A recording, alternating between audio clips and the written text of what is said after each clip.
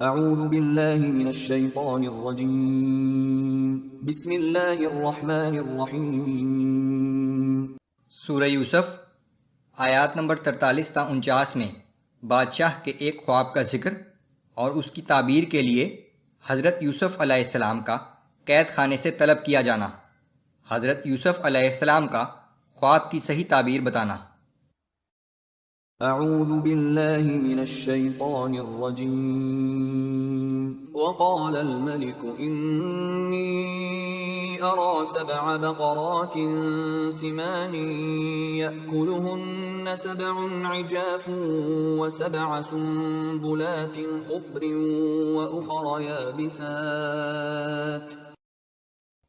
اور ایک دن بادشاہ نے دربار کے لوگوں سے کہا کہ میں خواب میں دیکھتا ہوں کہ 7 موٹی گائے ہیں جن کو 7 دبلی گائیں کھا رہی ہیں، اور 7 سبز خوشے ہیں اور 7 خشک ہیں۔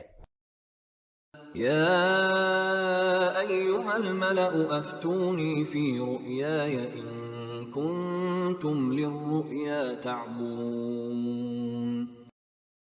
اے دربار والو، اگر تم خوابوں کی تعبیر کا علم جانتے ہو تو میرے خواب کی تعبیر بتاؤ۔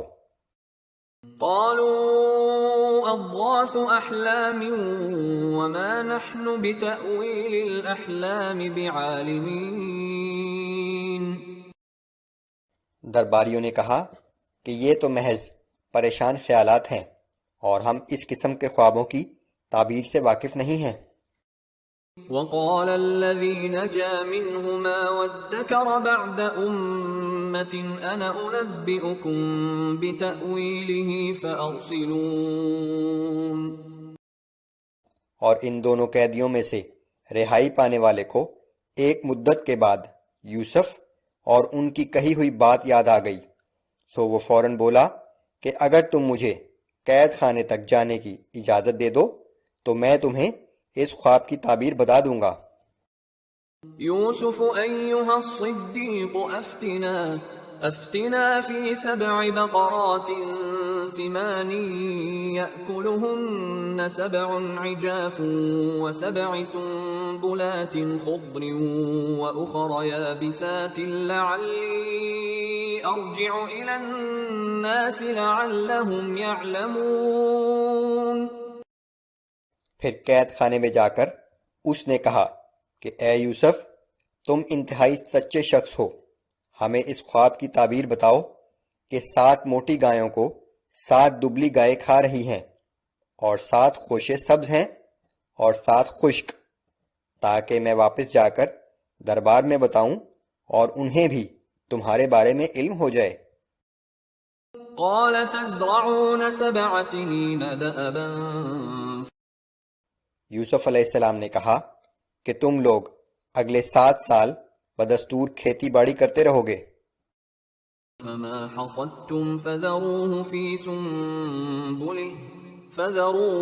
سنبله إلا قليلا مما تأكلون۔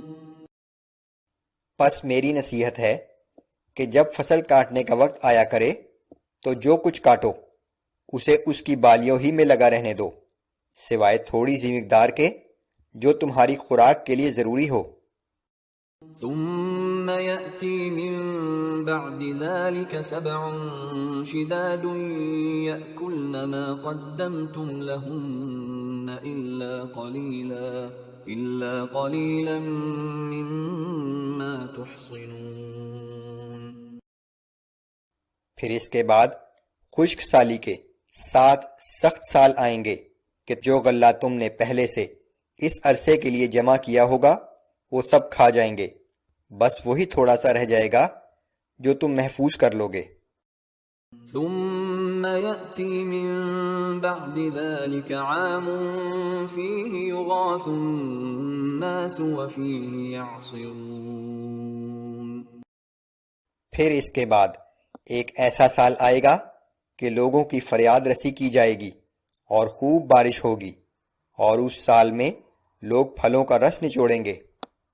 طویل مدت کی پلاننگ دور حاضر کی اختراع سمجھی جاتی ہے، لیکن اللہ کے نبی حضرت یوسف علیہ السلام نے آج سے ہزاروں سال پہلے کم و بیش اگلے 14 سال کی پلاننگ کا خاکہ پیش کیا اور پھر اس پر عمل بھی کیا گیا۔ پلاننگ اللہ پر توکل کے خلاف نہیں۔ توکل کا مطلب ہے کہ انسان اپنی عقل و فہم کے مطابق ہر تدبیر اختیار کرے، پھر نتیجہ اللہ پر چھوڑ دے۔